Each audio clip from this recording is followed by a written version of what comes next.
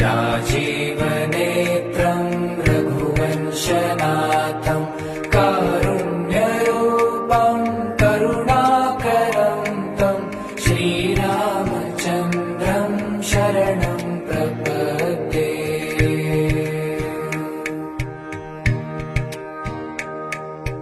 लोकाभिरामं रणरङ्गधीरं राजीवनेत्रं रघुवंशनाथं कारुण्यरूपं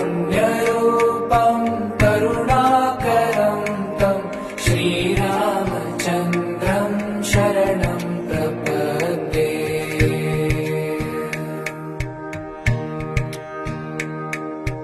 लोकाभिरामं